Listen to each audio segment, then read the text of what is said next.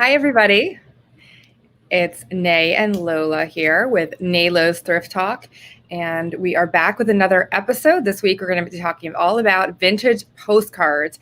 And just to give you a little history for those that don't watch us on a regular basis, please subscribe to our YouTube channel, Naylo's Thrift Talk, and catch up. We have a lot of great topics that we talk about. We usually do a show every Friday, 1 p.m. Eastern and 10 a.m. Pacific. And we like to talk about thrifting, not just for ourselves, not just for resale, but also for ourselves, for environmental sustainability, for sentimentality, for the uniqueness, and just the fun of it. So, there's a lot of different reasons that we thrift. So you don't have to be a reseller to watch our show. You can get lots of tips if you just thrift for your own satisfaction as well.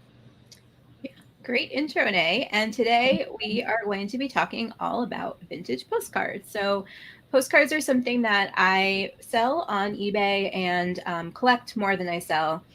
And I love buying them. I love going through big lots of them. And they're a really great thing to both thrift and list because they're so easy to store and they're easy to research. So we're going to talk a little bit about the history of postcards and what you might want to look for and how to list and sell them. Yes. And Lola, this is all Lola this week. She is, you actually wrote a thesis on it, correct? I did, yeah. So I wrote a master's thesis a few years ago about the rebuilding of Warsaw in Poland after World War II and how it was actually funded by the sale of postcards. So it was a really interesting topic, and it came out of actually after planning my wedding, we had used a bunch of postcards for our guest book and also for our save the date cards. So I had bought a ton of postcards to use for those. And then I had a ton of postcards left over and I just started researching them and like falling down the rabbit hole and discovered all this amazing, history behind them. So sort of my love of vintage stuff ended up becoming part of my academic career and then kind of turning back into my eBay life. So it's funny how everything's connected. Yes. And our first segment that we're going to do today is what thrifted items are Nay and Lola wearing? So Lola, do you want to? Sure. So I'm cheating this week because this is not thrifted, but I bought this new, one of the few times I buy things new.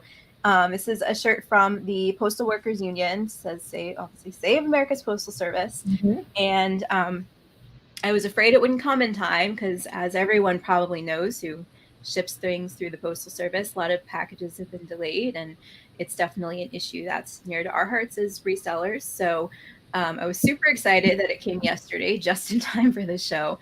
And also I had to get like an extra large because all of the other sizes were sold out. So this will probably be like a sleep shirt for me, but I'm going to have to go let my dog in. Okay. I'll be right back. Oh, Heather says you have some postcards yet from your grandma.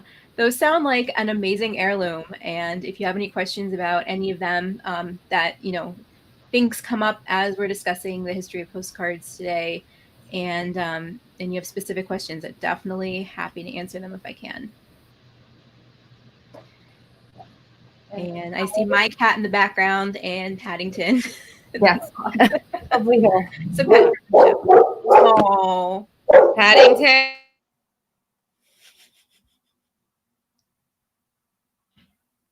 Okay.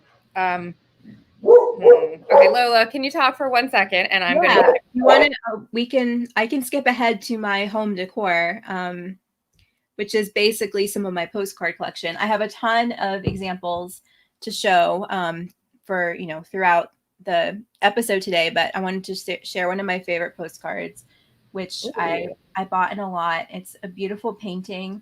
That is beautiful, isn't it? By Vienna artist who, it says on here that she's aged 15 years. So she was like a child kind of prodigy. Oh my goodness. Wow. That makes it more beautiful. Mm-hmm. Her name is Hertha Zuckerman. And I never heard of her before until I found this postcard, but I have a saved search on eBay for her artwork, and it does come up now and then. I've never found it in my price range, But there are a few pieces I have my eyes on that are, not super expensive. They're $500 to $1,000. So as art goes, it's, affordable, but not, I haven't been in the position to buy it. But again, like there's so many different things you can discover just like buying lots of postcards and going through them, because you never know what's going to come up on a postcard that then leads you down some other rabbit hole. And then I just love the back, the inscription on this. Ooh. Don't ever get too old. Don't get too old. That's so cool. Yeah, I love the personal messages on the. And then the other one I had was one that you sent, or you gave me for my birthday last year. Oh, that's right. I forgot about that. And I thrifted that. It's got a glare on it, so.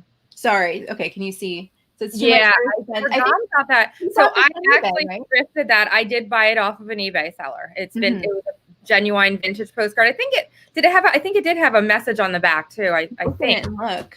I can't remember, but yeah, I keep this on my bookshelf. Yeah. Just Heather says, "Welcome to my house with the barking dogs." Yes, I'm petting him right now. I don't have the kids here, but it never fails that if it's not the kids, it's the dog. So this is from your dearest friend on the back, and then it's addressed but not stamped, so it must have been given in person. Yeah. And then the you can tell this is a European card because it has the words for postcard in like 20 different languages, which is very cool. So I am wearing a back to our segment. I am wearing something that usually I don't buy. I never buy it for resale anymore. Never. So it is LuLaRoe, but I kind of like the pattern, and I got it for $1, so that's why I bought it. I only buy them once in a while for myself. I don't even pick up like the Disneys anymore or anything because they just don't sell. But if I find it for $1 and it's something that I can wear, then I'll buy it. And I also have these vintage Coach. Not vintage. These Coach sunglasses that I got. I won them on an auction for $6.99 on Shop Goodwill, and I had bought some other items from that location, so the shipping was essentially free on them because they threw them in with the others, and it was combined shipping. So they're for me, not something I would necessarily resell. Although I could probably get a decent return on them. So a good Poshmark item probably. Oh yeah, for sure. But I think I'm going to keep them. So they're very cute. They look perfect on your face. Yeah, I like the shape. They're kind of give me that Jackie O vibe, So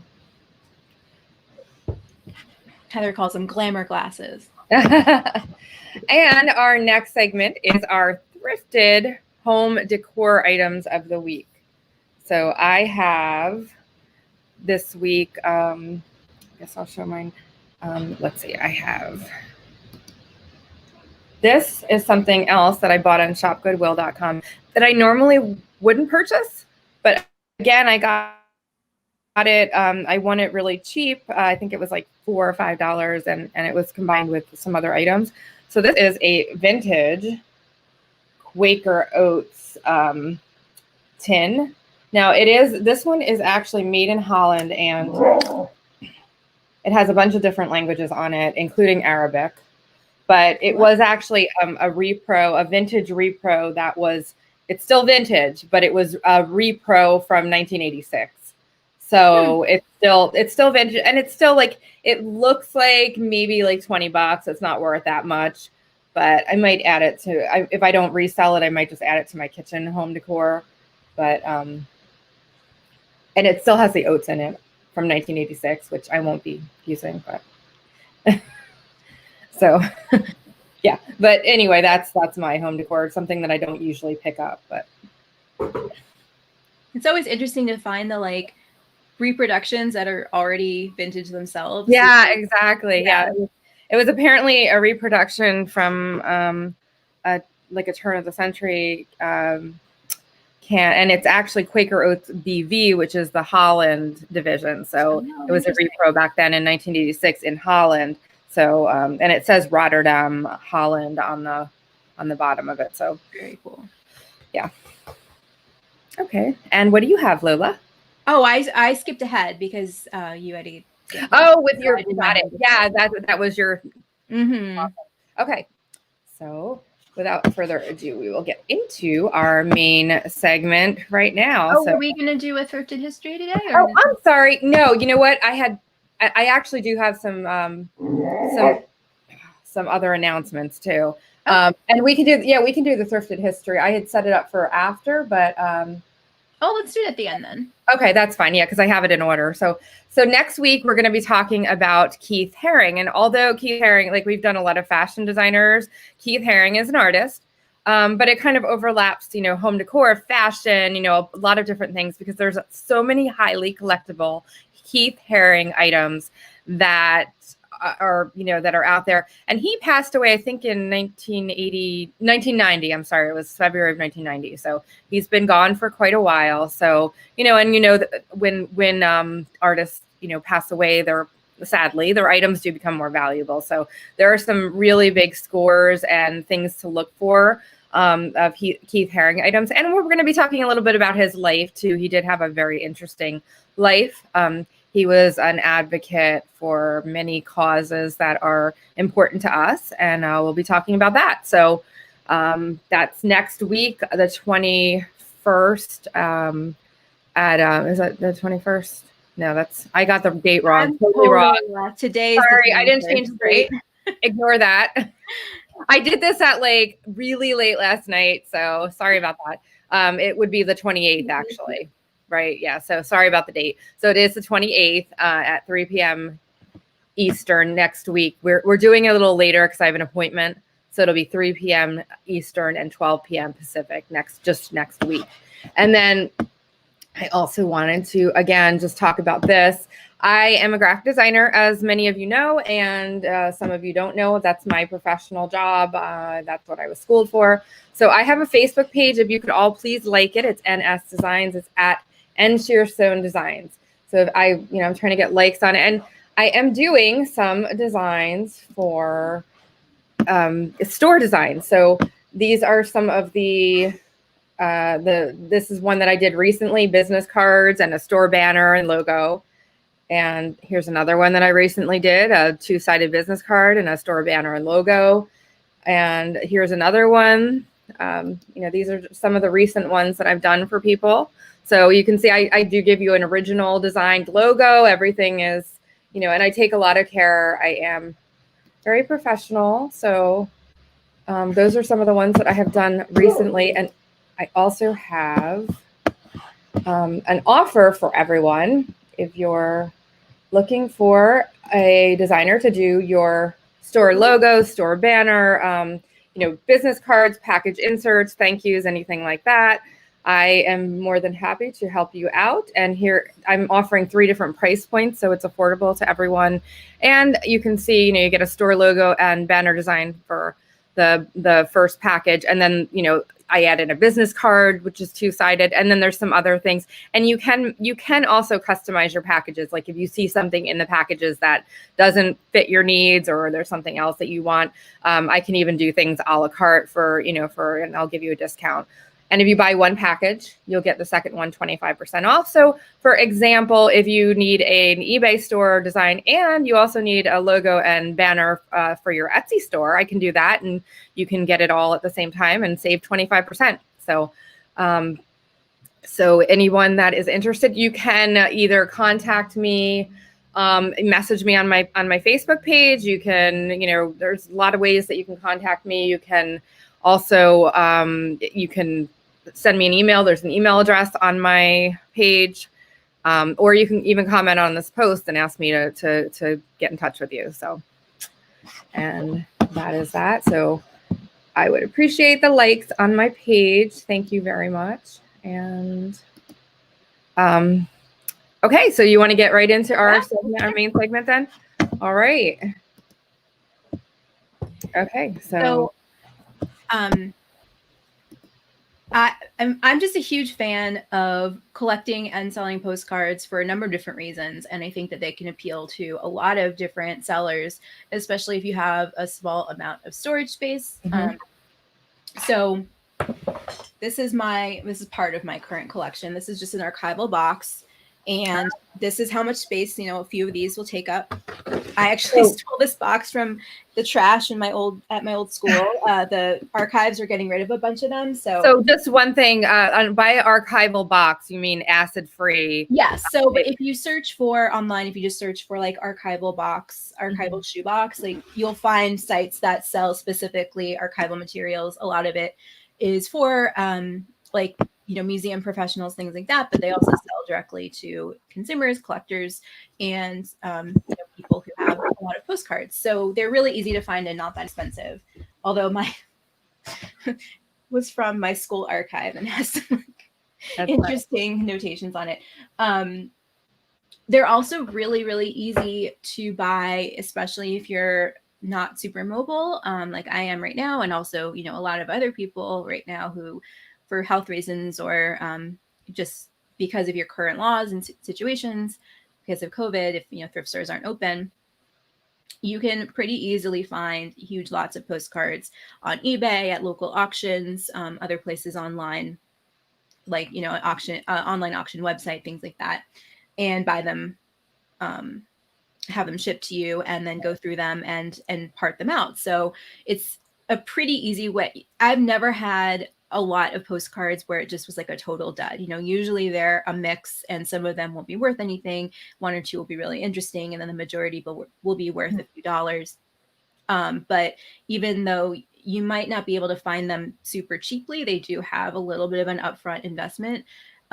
Especially, I think in recent years, I've seen the cost of lots of postcards going up, but there's still plenty of money to be made if you then take the time and list them individually. So it's a perfect thing if you don't have a ton of mobility, but the time to research and go through them.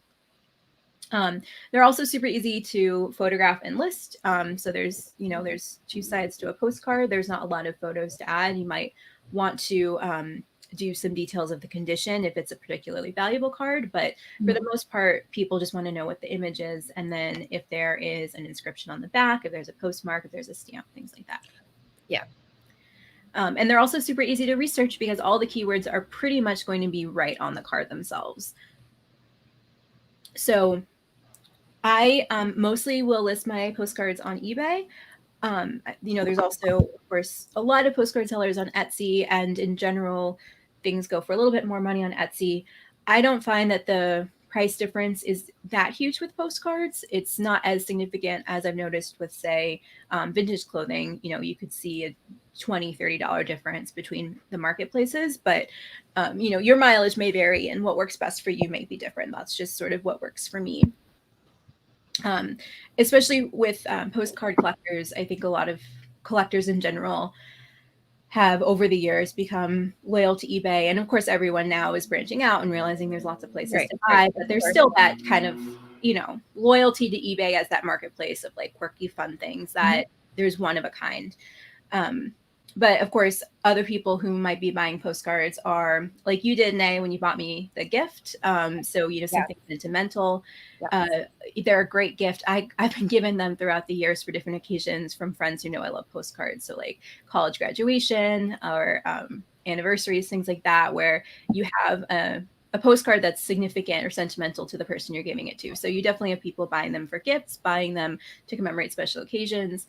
And then also collectors who are not collectors of postcards, but are collectors of whatever is depicted on them. So there's a lot of overlap between audiences. And so that's a great benefit of them, but also something to keep in mind as you're listing them and choosing keywords and things like that. Yeah.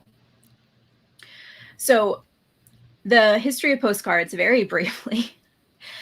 One of the great things about them, in my opinion, is that they are super, super, super common. And so they're easy to find really old ones or really early ones. Unlike other antiques where the older things are, the more rare they are, the postcard boom was in the early 20th century. So there are tons of postcards that date from the late 1800s, early 1900s. And so if you're the kind of person like me who just like gets a huge thrill of old things, there's something that's like fairly affordable to find of this, really historic period of postcards when they were just the rage. They were, I think a good parallel is actually like Beanie Babies, because like everyone was into them. So it was around the early 20th century, especially, that they around the world, in the United States and Germany were the two places. It was probably the biggest. So, for example, in Germany, there were 12 million postcards sent in the first 6 months of 1898. And by 1903, there were more than 1 billion postcards sent in Germany. So that's, for a fairly small country, 1 billion postcards. That was a lot per person. And a lot of the information that I drew from here came from a book called The Postcard Age, which is a book published by the MFA Boston. And let's see if I can open it.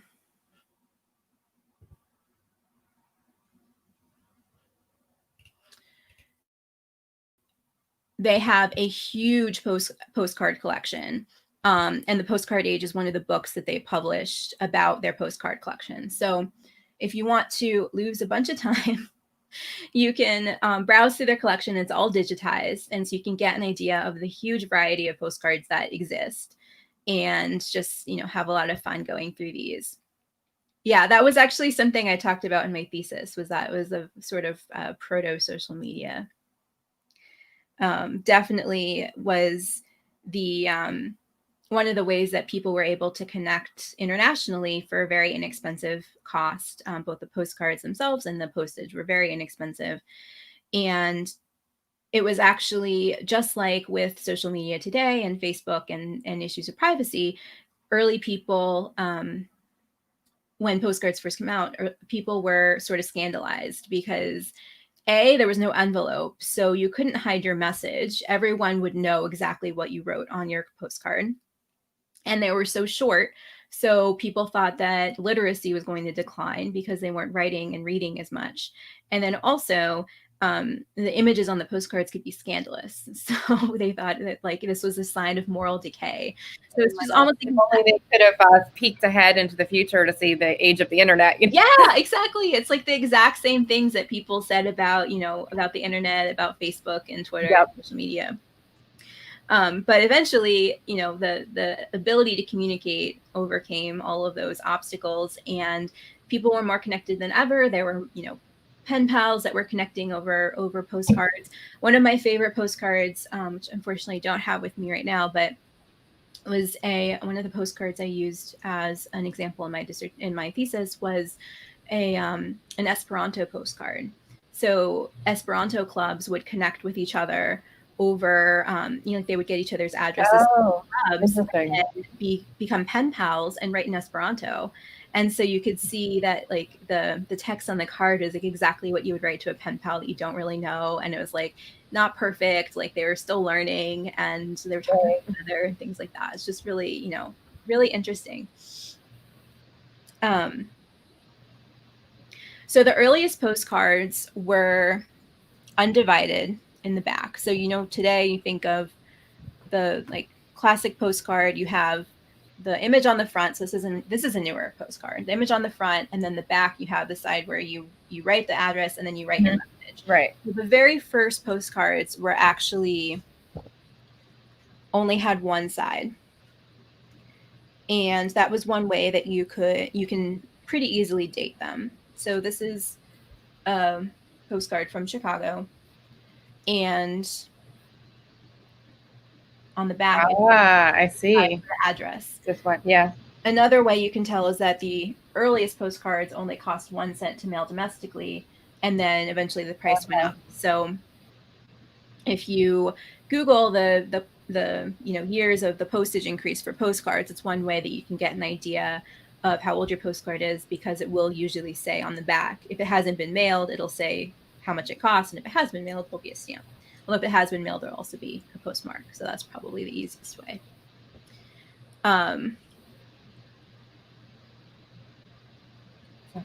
What is it, Heather? Grandmas are love letter. I guess for grandma. The postcards that your grandma has. Yeah. Oh, that's incredible. Oh my gosh, that must be so great to have that. You should try, have you ever tried just typing what you can into Google Translate and seeing if you can translate it that way if you don't speak German, or maybe connecting with someone like on the thrifting board or another like a language learning group on Facebook or something to help you translate them. Yeah. One of the great things about postcards is that the messages are so short that they're pretty easy to decipher, even if you don't have a great grasp on the language. So you can, either just do your best to type it and let Google Translate give you the gist of it, or, ask someone, or do a little Duolingo and try and figure it out on your own. So 2 types of postcards to look out for. And this is sort of like the two main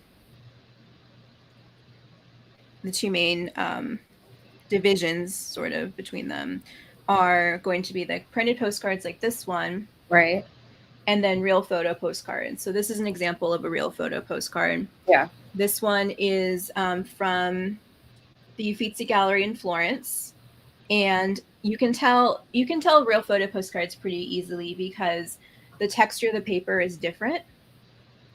And the front looks almost like you would expect because it is a photograph. So the way these were made is the photographic negative would be printed right on the postcard paper, as opposed to using a printing machine to print it.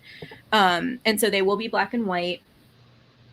And these are of the most interest to collectors for the most part. And you will see if you look through solds on eBay. So this is another one that's okay. So I didn't even know this. So it's also from Florence. So another artwork.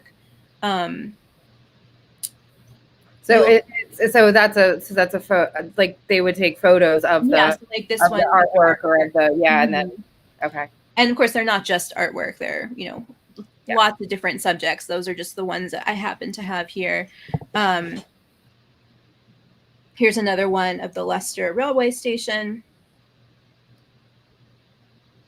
Okay. And so you can also see the glossy texture on the surface too. So fortunately, it makes it a little bit difficult to show on camera. This is one of my favorites. It's from the San Francisco World's Fair. So it's that's awesome. Another thing I collect are World's Fair memorabilia. So this one's like a nice kind of two like overlapping interest for me. And this one's easy to tell it's a photograph because it says photo postcard right on the back. And you can also see the way that it's printed here. Usually the print's a little blurry. It looks different than the way that the printed postcards look. Okay. Where they'll be a little bit sharper. So like here's one of those ones are also a real photo. And then slightly later, you will have the linen postcards, which is another category of postcards that's very common to find. Yes, I've seen those. Yes. So here's a linen one, and you can see, if you look especially kind of at an angle, you can see there's a texture on. Yeah, and they have a matte finish too. Yes, they have a matte finish, and they look like linen. I mean, this is the easiest way to describe it. They did have more of a fiber content in the paper, but I don't think it was necessarily linen. It just the term. The finish looks like, if you look at a linen cloth, it's got that same kind of texture. Yeah. So these are generally less desirable, but still more collectible than the later type, which is the first kind I showed. And these are the photochrome or the chrome postcards. You can tell that the technology here is advanced. It's more of a high color photograph. They're hand colored, correct? That they would be. It depends. Oh, so this one, this one looks like it was hand colored. But now, like this is the same technology that's used today, but you'll have, much higher quality digital photographs that are printed on postcards. Exactly. Yeah. But you can tell this is like mid-century to now. And these are the ones that are rarely super valuable. I usually will lot them up. So either in a themed lot or just like a big lot of travel postcards. And I still sometimes, it still takes a while to sell them sometimes. So I know someone asked a question. I'll find it. That which ones are not valuable. I mean, it's hard to say, make a hard and fast rule, because, there could be a really interesting subject in a, yeah. Is that the question? So make some generalizations. There may be exceptions to this rule, but photochrome or chromes, I would wad up if you have them. Generally, if I buy a lot, I'll take all the chromes from them and then put them in another lot and sell those, and make it clear what's in the lot, and not try to mislead people as to what they're getting. And then second are the linens and the other earlier printed postcards. And then the most interesting, most valuable are the real photo. Okay. Does it matter if the postcard is new or written on and stamped? It depends. It's not a great answer. For the most part, the unused ones, like this one is unused, will be the most in demand for postcard collectors. A lot of times you will see unused postcards with signs that they were kept in an album. So the first one I shared with you is a really good example of that. So you can see here. Oh, yeah. Sometimes you'll find like a little dimple in the middle of a postcard, which may have been a piece of tape, and then someone took it out of the album. Postcards from the very beginning were collected. And so a lot of people bought postcards never intending to send them, and just stuck them in an album, but they also weren't thinking that they'd be valuable. So they may have done it in a way that would eventually damage the card. So if they're not written, you definitely want to look for those. And even if they have been written on, you want to look for those flaws and disclose those. So, that might be an issue to some people, but generally it's not a big deal. And then some people who are looking for postcards may actually want to see the fact that they were postally used. So, a postally used card will have an interesting postmark. It'll have a stamp. So, some stamp collectors may want to see the stamp as it was used on a card. So here's an example of that. And then you also have, the historical document that is the back of the card. So this one's just a fisherman near State College, Pennsylvania, which of course is the home of Penn State. So, this might appeal to someone who went to Penn State, who has connections to the area. It has the postmark of State College, PA, 1942. So really easy to date when you have the postmark. This stamp isn't super interesting, but you never know. There may be, you may find a postcard that does have that. And then you also have the story of the sender and the recipient. So if it's someone that has, roots in a place, who you never know, there could be a person researching their genealogy who then finds someone that they were related to and wants to bring that postcard back home. So in general, again, broad generalization, unused is better, but you can sometimes find really interesting details in a postcard that has been used. Or for example, like the Esperanto card that I mentioned earlier, I've definitely been tempted to buy other Esperanto postcards, so that's an interesting thing that I'm sure there are some collectors who are specifically looking for those. Nay, I know you had some examples of post. I do. I can show some of the sold examples that I have. Getting dry, so it may be good to. Okay, yeah. Let me go through some of these, and you might want to. I don't know enough about why they sold necessarily for as much as they did, but this one was a Titanic Victim. Now the actual subject doesn't look like it was about that, but I guess he was a victim of the, and this was from Paris to Chicago, and you can see the address was actually typewritten, which is interesting. And then there is, so that's kind of, and it looks like it's got a stamp right on the front of it too. Yeah, so I think that but it sold for $495. So yeah, I think so. This would be an example of the person involved in the postcard is probably what sold it. It is generally, I would say that non-US postcards on eBay will also tend to do a little bit better because they're not as common to find in the United States. And I've actually, bought lots of postcards from different venues overseas so that I can have more to sell. But I think for that one, it's just, there's probably a ton of Titanic collectors, and I don't know that much about that like niche, so I can't speak to that, but that definitely makes sense. So this is the Bank of Half Moon Bay in California, and it sold for $765 for this postcard. Wow. There's the back of it. 1909, 1 cent. You can see there the so that Paddington. So that's an interesting one. Let me see what else here I have. This one went for $108.50. This is an Atlas glass factory in Washington, Pennsylvania. Now, some of these, I'm wondering if the person has like a special connection to that place too. These are real photo postcards, so that definitely helps. Atlas glass, if you're into glass, which I think a lot of us sell on occasion. There are also Atlas glass collectors that are very dedicated, so that could also be a case of there's just an overlap between the postcard interest and the Atlas glass interest.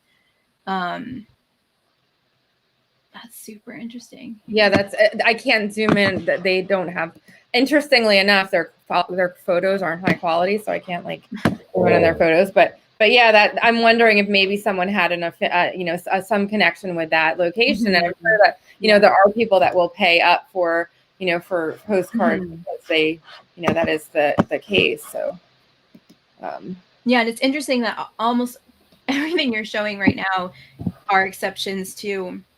This is one of my general rules, which is that landscape photographs or landscape postcards are less in demand than postcards that show. But it could be again because someone maybe they want to frame this and they're they're from that area or whatever. So this one is from Middletown, New York, Franklin Square, and it went for $451. That's crazy.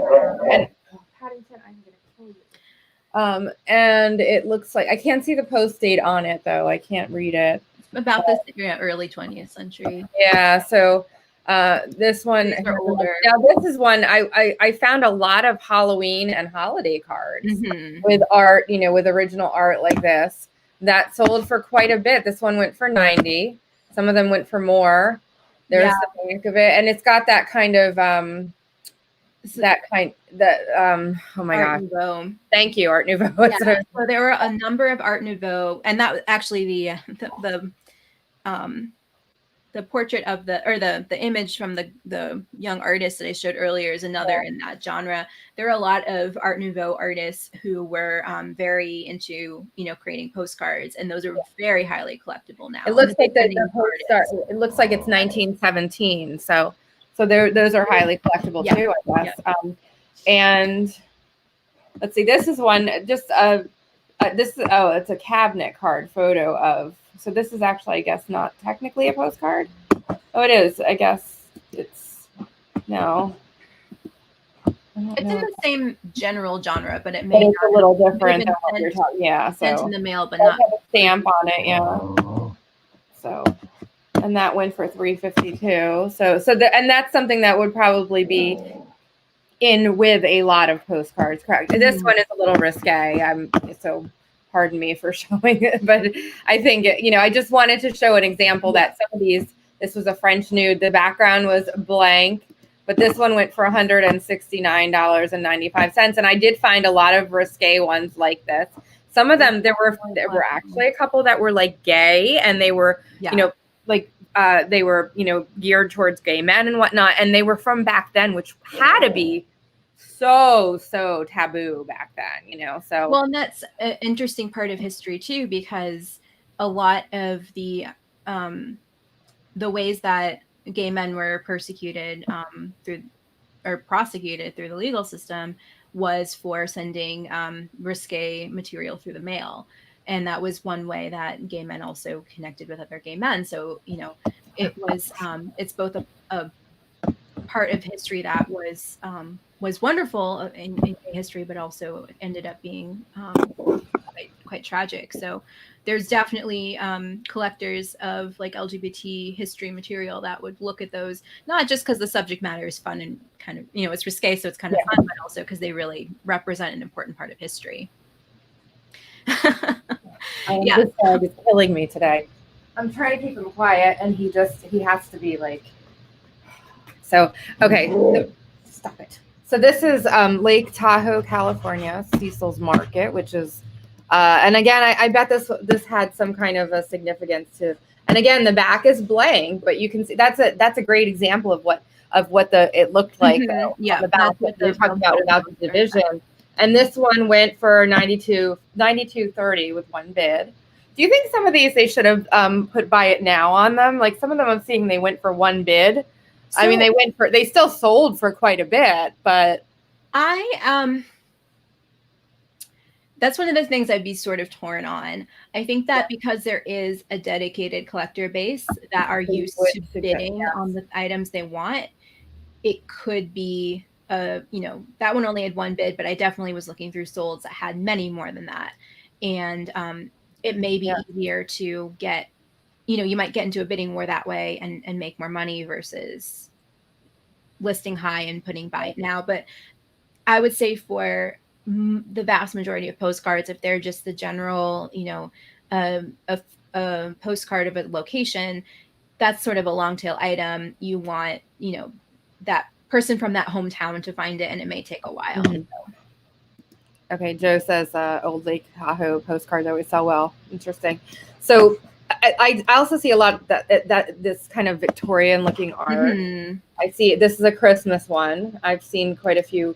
There are some, and then there's the back of that looks like it's actually European. Mm-hmm.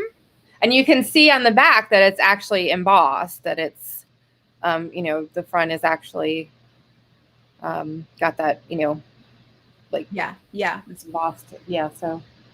There are some hilarious Victorian holiday cards, and if you Google like Victorian Halloween postcards, you'll find some articles, probably actually by some people I know, who just of like a bunch of different images, and they're mostly in the public domain, so they're pretty well circulated on the internet, and I think that also drums up interest in actually buying. And you might. Sorry, I'm trying to get, sorry about that. Did you want your email up, Nay? No, I don't. I'm trying to stop share. I'm sorry. Let me get. Okay. I don't want my email up. I don't know how that just popped up there. Sorry about that. I put something. Let me close that out. Okay.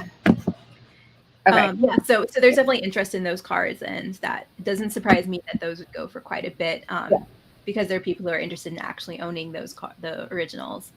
Heather says, if I don't know the exact price of an item, make an auction just to test the water. I mean, that's always a great idea, regardless of what the item is.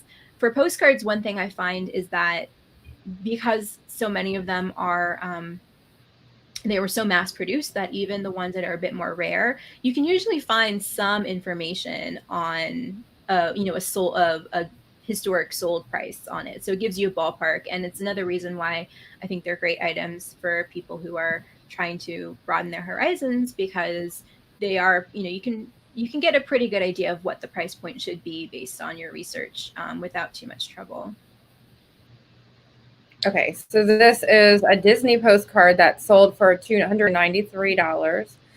It was just one of the ones that I found that was Disneyland. It looks like, it doesn't look like it's that old. Maybe I don't know, 60s or 70s. Yeah, it's not, but it sold for earlier than that. But I'm sure. And the double interest of the postcard, and then also Disney collectors. Yeah. So and it's unused. Yeah. Yeah. So that's interesting that one sold for that. And there's another a Victorian Halloween. I found so many of these, and a lot of them were Halloween, oddly. $127.46 that one went for. So that's another one that's interesting. And that back was blank again, but it does have the two sides. So, and then here's one this was an interesting one, because it was just, and I'm wondering if someone that's related to whatever that dairy company is, or they have some kind of ties to that. But that one went for $156.35. It's just amazing that a vintage piece of paper, basically, that cost probably a penny at the time is now, that's amazing. So there's also an increased interest in owning these cards for like museums, especially, you know, local historical societies. Oh, the local. Potentially who's looking at these items in you know, that pristine quality and willing to pay that money for it. Yep, I could definitely see that too. And this is a felt one too. This has a felt so texture. Cool. So yeah, so that's so that one's one from Germany. A lot of the early 20th century cards were produced in Germany, and like I mentioned earlier, the postcard craze really took off there, and then just slightly later in the US, but they got the jump on the manufacturing. So for a while, a lot of postcards from the US were actually, you know, being imported from Germany. And then, if, you know, without too much time, there are a few notable American postcard companies that start cropping up, and you'll see those on the backs of the cards in the sort of the gutter in between the two sides. Here, let me put you back on there. Sorry. Yeah, go ahead. So like this one says CT Art Color Tone, made only by Kurt Teek and Company, Chicago. So that's another keyword that you'd want to include on your listing, because there are people who specifically will, you know, collect one company's cards. This is a ship, Baltimore's newest steamer. Mm-hmm. This one, another way, you know, it's unused, but you can date it by the divided back and the 1 cent. So that gives you an idea of when it's from, and it's linen. So the linen cards were, you know, I think I should have written down the date. I think it was like the 20s or 30s. So a little bit later. And then, no, go ahead. So just and make sure that cover all the keywords that you want to include if you're listing. So of course the real photo postcard, or RPPC, as you saw probably on. Oh, okay. So these are like terms that collectors look for. Yes, and that's an important term. Basically, looking at the text on the card itself. Right. So this one has the name of the ship, Wilson Line Steamer SS Dixie, and then someone who bought this, who probably was on the ship and bought this as a souvenir, added room for 2,100 on the front. So that might, you know, was a fact about the ship that caught their interest. And then the bottom says day and moonlight cruises down Chesapeake Bay. So Chesapeake Bay might also be a keyword that you want to include. And then again on the back, there's going to be usually the caption, so that can also have important information. It might, you know, it doesn't here, but it might include, for the ship, it might include the builder, the architect of a building, things like that. And you can also, you know, research that information on your own. For a card like this, it's probably not going to be worth the time, but, you know, if you have a really interesting one, you can spend the time to, you know, do a little bit more digging and find those terms. Right. Yeah, that would be really cool. I mean, this was definitely a, I mean, I don't know if this was a boat frequently used by immigrants, but I'm sure that that is one thing that you would find, is boats who came in through Ellis Island, things like that. And then the producer of the card, whether or not to divide it back. And then if there's an event. So this was one that I realized I should probably be listing soon. And I did look this up, and it seems that other versions of this card, of this same image, sold for about $20. And I probably listed a little bit higher because this is the Republican National Convention from 1952. Oh, okay. And it was actually a like a promotional card sent to someone to encourage them to buy more of them. So this is a real photo postcard. It has the date on it, and it's, you know, I could have done the research individually, but it actually says on here that this was the National Convention in which General MacArthur gave the keynote address. Hoover and Eisenhower accepted the nomination. Interesting. Okay. So obviously with the Republican National Convention coming up, there's going, it's timely, and there are going to be collectors who are interested in. Right. Yeah, that makes sense. Yeah. So the names of people who are involved with the image, and then the names of people who might be involved with either being the sender or the recipient of the card. Mm-hmm. So Makes those sense. are all things to include. Definitely.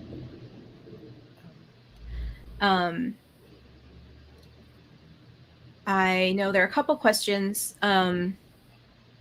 So this was a good question. How collectible are early Risque travel postcards from Hawaii and Tahiti? Ah, that is interesting. And that kind of plays into the whole tiki thing too. I know Yes. there's. And the answer is they're quite collectible. Okay. They're also the kind of cards that are of interest to researchers. There's actually a book that is pretty important in the history of like Orientalism, and it is called The Colonial Harem by Malik Alula, which is one of the books I read when I was writing my thesis. And it's basically about these photographs of sort of exoticizing and objectifying women from different cultures.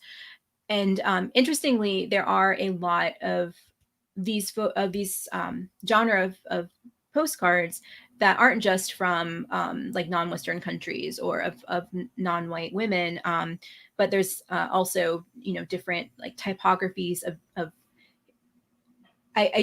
seemingly historical people wearing native dress. So I found some of different full costumes in Poland, things like that.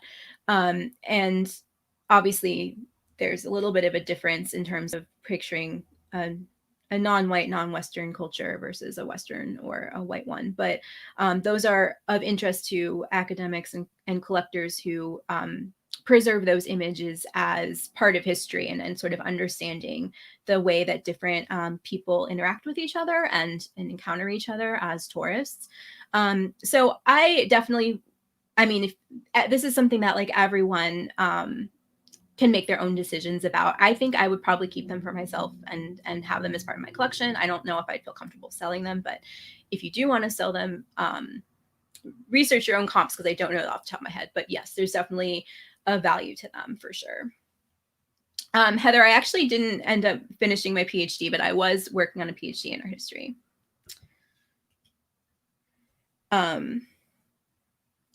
So I think just one more note. We've gone through most of my notes in a little bit out of order as usual.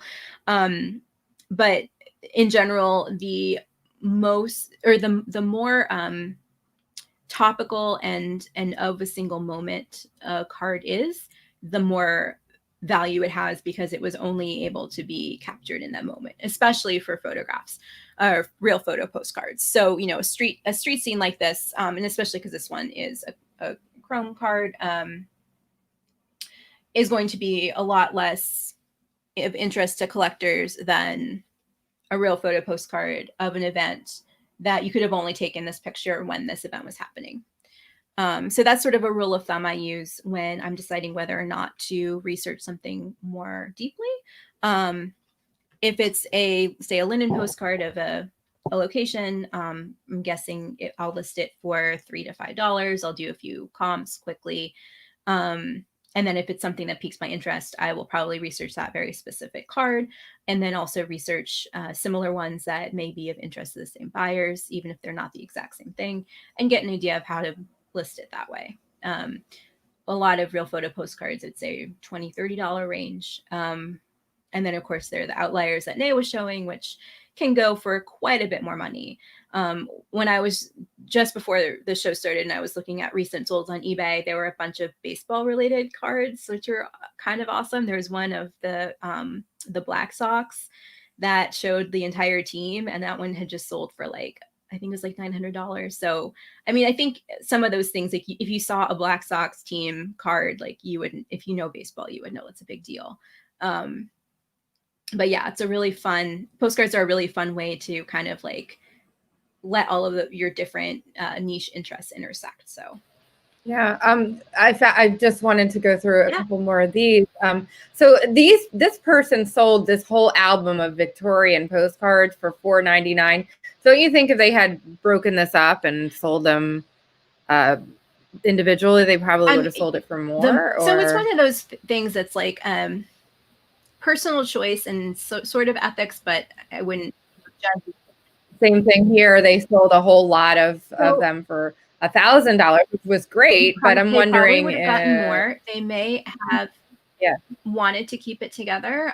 There's also collectors who are interested in buying those collections because they tell a story in tandem with each other. You know, if it's one person who collected those, reveals something about who that person was. So there's definitely value in keeping the collection together. But if you're interested in just like nickel and dime how much money you're making, yeah, you'd probably be separating. And then I find, again, this is related to famous people. This one has Buster Keaton, an autograph on it. So that's why, obviously, that one sold for, you know, so I guess, you know, you have to look for that too. And then I found quite a bit of these Metropolitan News postcards. I found others too, and they all seem to sell pretty well. These are all, again, Halloween, but that's kind of interesting. And I'm wondering too, Lola, I have one more question for you. Here's the back of these. What about advertising postcards? Like, I actually have some that are they're not that old. They're from like the 80s and 90s, but they're advertising, like fashion advertisements,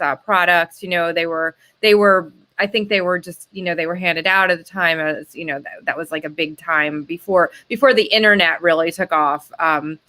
I'm wondering if they're, you know, and I've seen some of them are worth, you know, they're not worth that much, it doesn't look like, but I'm wondering if those are worth, you know, picking up. If you find are there any particular advertising postcards that really, that we should be looking for? I have not found that the more recent ones are worth a ton. I've definitely had a few sets of different, like antique cars, I'm trying to think of some of a lot of motel postcards. Like those are super, super common. And they definitely have a great kitschy vibe to them. There's definitely people who are interested in that aesthetic, but they're not really worth that much. I've thought about using them as thank you cards and like my Depop and stuff like that. Yeah, that's a fun thing too. If you get if you buy a lot, and some of them are I've done that too, where I've gotten lots of postcards where like there's tons of interesting ones, but then there's like 50 of the same postcard from a motel somewhere. And it's probably, you know, that motel didn't give them all away and went out of business or something. And I have like looked up, you know, what they're worth, and it's never that much. But then also things change. Like the last time I checked those was probably 2 or 3 years ago, and I did see a few solds that were higher than I remember. So, you know, it's when things are collectible, the comps can change fairly quickly based on. I had a vintage 80s postcard. I found a bunch of them. I mean, like there were like 15 or 20 of them, and it was for a Florida key lime pie recipe, and it was like, you know, greetings from Florida. But I sold those, I listed as a multi-variation, and for quite a while, they're all gone now, I sold them consistently for $5 a postcard, which, you know, I mean, it's not, plus, you know, I don't know, I don't remember if I included shipping in there, but I mean, it was a consistent little sale, you know, over time. So I guess if you find something that's like that's a large quantity, you can do the multi-variations. Oh yeah, and that makes it so much easier to list. Like, I would say the vast majority of the postcards I sell are within that like $4 to $5 range. But again, they're so easy to list, and I have so much fun doing it that you know, I feel like it's worth it to me. And I always also like knowing that, you know, oh, it's going back to the place it's from, or it's probably going to someone who has a really sentimental connection to this place, and that's also just part of the joy for me. Again, and that's exactly what we talk about. So yeah, definitely. And so do you have anything else to add, Lola? Because that was great. One more fun tip that I wanted to add, and if anyone has any questions, you know, feel free to drop them in the chat, and we can try and answer them. Or if you're watching this later and you have a question, in the comments down below, and I will try to get back and answer them. And if it's something that I don't know off the top of my head, of course, afterwards I can research it for you too. So it's a little bit easier than doing this live.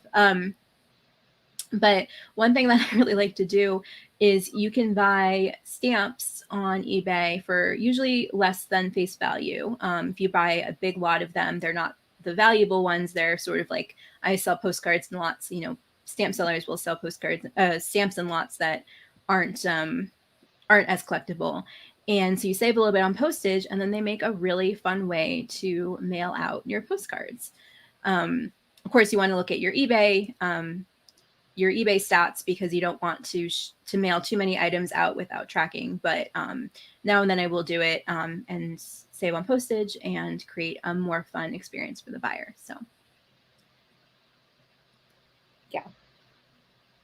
And I also, let's go to our, I'm just trying to pull up, I forgot to pull up our news story. So I'm just trying to pull those up really quick. And then, okay, so let's go to we will be doing next our market report. So thank you, Lola. That was really a lot of great information. I know this was one of the ideas we had early on when we were planning out like our first episodes, and it's fun to finally get to it. Yeah, a lot of fun. Tracy says she has a drawer full of postcards and greeting cards picked up at yard sale. Now she has motivation to go through and list. Yeah, I wish I could go thrifting to go find some postcards, but it's also something, even if you're sourcing from home right now, you can, possibly you'll find a lot online, that, or on Shop Goodwill or something. So yep. Something to still keep an eye out for. I've found a bunch on local auctions. So you still have to go pick them up in person, but that's a good point too. Yeah. Pick up, and you can bid online. So yep. Great. So our market report, our 2 most recent sales, and I threw an extra one in there of mine just because it was kind of a little surprise. I unfortunately have to take a break from selling. So I have nothing to contribute to market report, and it might be a little while before I do again. That's okay. I can put some extra ones of mine in there. So like I've mentioned my health issues for a while, and I realized I can pretty much do our show or keep up with listing and shipping. And as weird as it seems to do a show without selling, like this is the thing I really like doing. Well, you have the expertise and all. So. Yeah, and this is the temporary. Yeah. So I sold these. The brand is Loudmouth, and fun. Yeah, so it's a golf, but they're so much fun. If you look at the prints of the Loudmouth garments, they are just really bright and fun. So these I sold for $27. I paid $4.99, and I sold for $27 plus shipping. So that was a nice little sale there. And then this I talked about on Thrifty Business last night. I was on Thrifty Business last night as co-host, and I paid $5 and I sold it for $99 plus shipping. The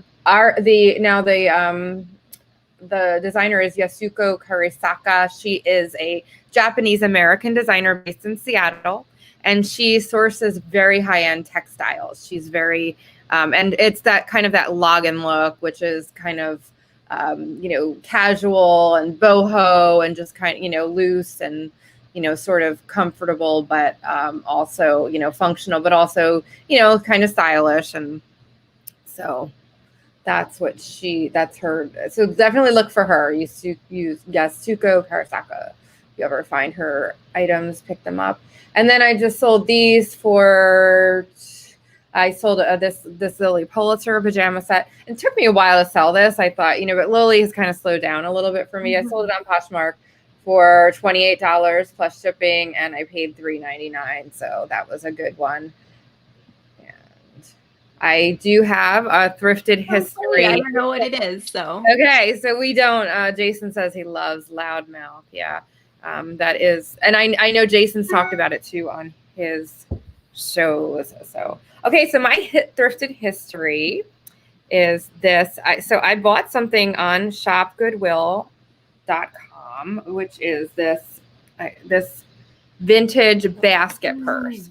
So, but it's not just a vintage, it's handmade. It's gorgeous. It's in like pristine condition. It is from the 70s. And now that I know a little bit more about it, I don't know if I'm going to sell it or keep it. Got this cute little hinge on it. It's very fragile, so I do have to be careful if I ship it. Might resell it. I think I paid less than $20 with shipping on it, so not bad. And it's got this little quilted, this quilted fabric inside.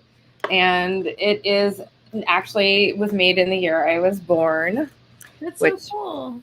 I'm going to say on air, and it was 1976. So now you all know how 10 old years before I was born. 10 years before Lola. Yeah, so I'm 10 years older than Lola. So anyway, but it was made by Anne Guthrie, Vernon, Alabama. And she actually, there's a little mirror there, but she actually, you can see, she actually signed it there. Oh, I see. So it's so cute. But the kicker is, the funny thing is, so you can see handmade, and she's got her own little thing. So I found her obituary. I think it was her anyway, because it was from a town in Alabama that was about 60 miles away. But it looked like, so she actually worked for the power company in her lifetime, and it showed that she had a lot of family, nothing like really notable, but it was interesting to just read a little bit about the person that made this. And at least I think that was her obituary, but there was a little surprise bonus in here, which was hilarious. So I opened it, and in the pocket was a letter. Is that what it is? And it is really funny. It is. And I'm going to keep this because it's so hysterical. It's instructions on taking care of Sam. Is it? And Sam is a hamster, or Sam is a hamster, or a some type of guinea pig or something. And it's got detailed instructions on what to do to take care of Sam. So I'm assuming somebody went on vacation, and you can see from the paper and everything, it's like yellowed. It's probably from back in that era, So it's hysterical. So Sam was apparently very well taken care of. So, they have a two-sided little instruction manual on taking care of Sam. So Sam, the hamster or guinea pig or whatever, had a very life back then. So it's just funny that was so that's my thrifted history, and it's also a history in itself, because it is it was handmade by this woman that maybe for her granddaughter or something. And I was gonna ask, it's just so proud if she had like a little cottage business making these and selling them. I looked and I could not find anything else online about her items, so it looks like she was just a casual crafter, that did this in her spare time. And but I can do a little more digging, but I couldn't find anything like that. That's what I was wondering, if it was, but it looks like she just did this as a spare hobby, as a hobby. And so adorable. So it's so 70s. Nay, this sounds like a question you might know the answer to. Who's the person who puts a penny on the purse with the year it was made? That I don't know. That doesn't ring a bell for me either. And it rings a bell for me. Yeah. But I don't know. I don't know. Anyone else knows? Drop it in the chat or comment if you're watching this later, because that's going to bug me now. Yeah. So that's my little thrifted history story. Kind of cute that. And our thrifting breaking news. So last week we were talking a lot about USPS, and this week, so they have actually suspended changes after the slowdown. That's the new. Well, they're saying, yeah. I'm definitely skeptical. And it sounds like a lot of the sorting machines that were removed aren't necessarily being put back in place, and they're not offering overtime for the postal workers. And I've heard that some of the boxes that are not being removed now have like red locks on them, so that no one can. So I've seen that too, which seems a little. So this is an ongoing story. I do suggest that we provided some links last week, Lola, of some action that you can take. So it looks like enough people have gotten upset about this that they've at least stopped the changes. But it seems like the damage is still done. So. Or at least the fight's not over yet. So definitely it's a developing story. Like I said last week, I felt like it was happening so fast. So if you're watching this a couple of days from now, things may have changed, but so it's changing every day. But basically, and also just today, Another story, I don't have the link up here, but another story just today, they made all of the postal employees sign an agreement that they would not speak to any press members. It's a new kind of summer, but it's still. It's the ad on here. Yeah, sorry. Yeah, I saw that. And the chicks that are usually sent by mail have been dying because they can't deliver them fast enough. Just really sad, in so many different ways. And, for us as resellers, and if we're, assuming that most of the people watching this are American, that we want to be able to vote in a couple months. So I did right before we started on air today. A friend sent me the email addresses of the board of directors of the USPS. So I'm going to look into that a little bit more. She was suggesting that, these people be emailed directly and asking for DeJoy to resign. So I can put that information. I just want to fact check it, make sure it seems legit, but add that into the description on the video afterwards. People are interested in doing that. Yeah.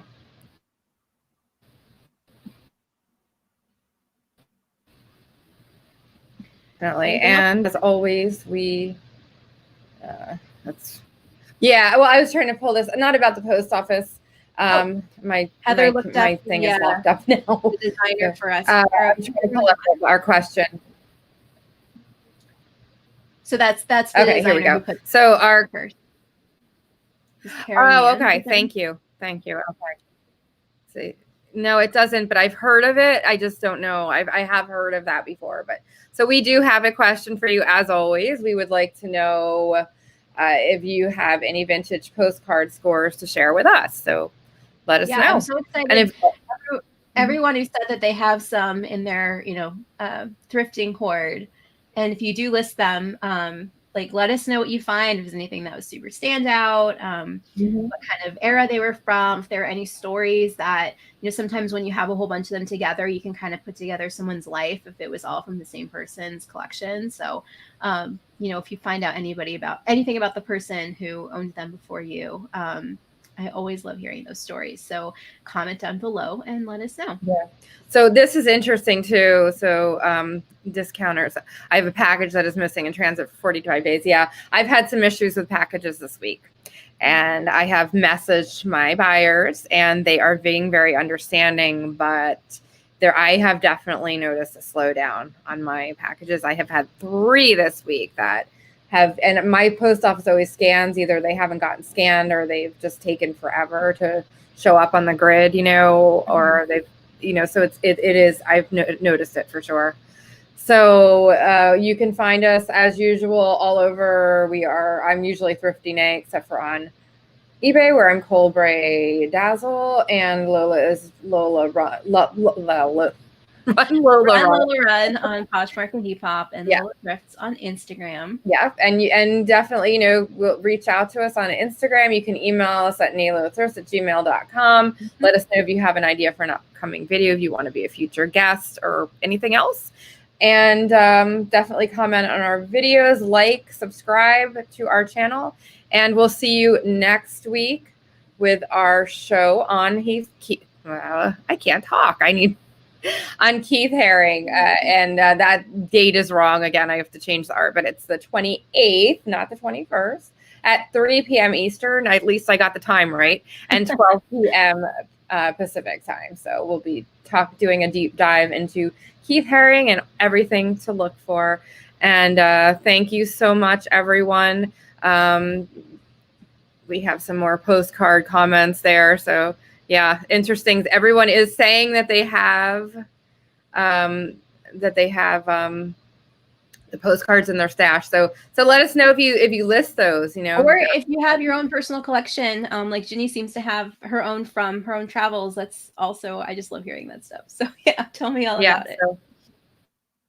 Okay, and everybody have a great week, and we will see you next week. Thank you, everyone. Bye. Bye.